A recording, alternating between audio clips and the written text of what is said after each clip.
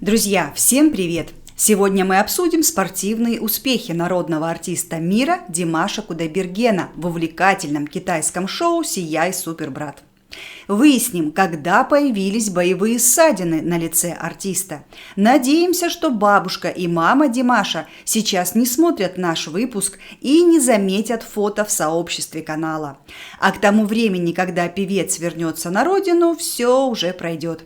Как говорят в Китае, до свадьбы заживет.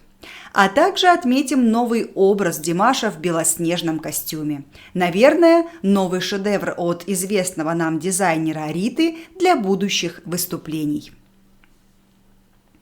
Итак, в субботу в 20:30 по пекинскому времени началась долгожданная трансляция очередных частей третьего эпизода увлекательного китайского шоу «Сияй, Супербрат» с участием Димаша Кудайбергена под девизом «Не только музыкой едины». Сценаристы придумали множество интересных испытаний. Команды братьев состязались в необычных играх. Сегодня показали лишь игры в волейбол и облегченную версию американского футбола. Во всех соревнованиях артист проявил себя с самой лучшей стороны. В одном эпизоде Димаш блокировал железной хваткой серьезного соперника, подняв его так высоко, что ноги брата во время приема надолго оторвались от пола. Во втором эпизоде Димаш так подал мяч, что соперники не смогли его парировать. Все это хорошо, но спорт все-таки опасное занятие для музыканта. Жесткие удары по мячу травмируют пальцы артиста. Сердце обрывается, когда мы видим все это и вспоминаем феноменальную игру музыканта на фортепиано и арфе.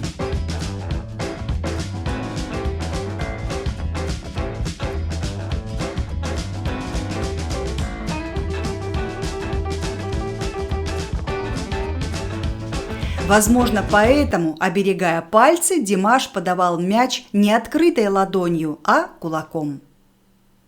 Заметим, друзья, что наш любимый артист единственный успел где-то получить ссадины на лице. Еще не сделали операцию на носе, а уже появились травмы. Шрамы, конечно, украшают мужчину, но добавляют седых волос поклонницам. Несмотря на все опасности, Димаш весел и бодр на площадке, постоянно зажигает со зрителями на английском.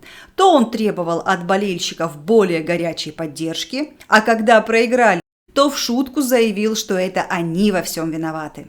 Потом перебежал на сторону команды противников и радовался их успеху, как будто он играл за них. Забавный выпендрёж, китайцы обожают приколы и были рады такому фонтану позитива. Возможно, в эти моменты Димаш немного подыгрывал, просто он понимает, чего ждут от него китайские поклонники и организаторы шоу. Хоть команда Димаша фактически проиграла, но с точки зрения тактики выиграла, потому что после спортивных соревнований первыми будут выступать победители в волейболе, и именно первые выступающие артисты будут разогревать зал. А потом на сцену выйдет команда Димаша и покажет отличные результаты уже подготовленным зрительницам. Видео соревнования наблюдали онлайн сразу 3000 зрителей. А сколько уже посмотрели до трансляции на Weibo и посмотрят после? Обратите внимание, чат трансляции пестрел всеми языками мира и летел с космической скоростью. Но больше всего сообщений было на русском. Конечно, все желали только победы Димашу, о других артистах почти не было сообщений. Опять получается, все смотрят только ради Димаша. Вы сами можете убедиться в этом, посмотрев на записи чата.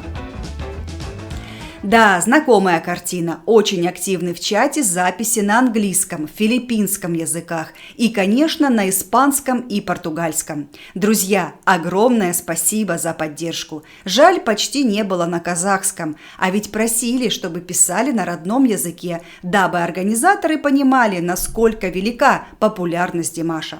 В комментариях спрашивали, а где фанаты других команд? Похоже, все болеют только за Димаша. Ну что ж, друзья, что есть, то есть. А теперь немного успокоим тех, кто переживает по поводу ссадин на лице артиста. Надеемся, что это всего лишь макияж для создания образа. Все-таки после съемок мы видели Димаша с чистым и, как всегда, красивым лицом. Так что для волнения нет причины. И пусть бабушка и мама Димаша не волнуются. Все хорошо. Друзья, всем большой рахмет за внимание.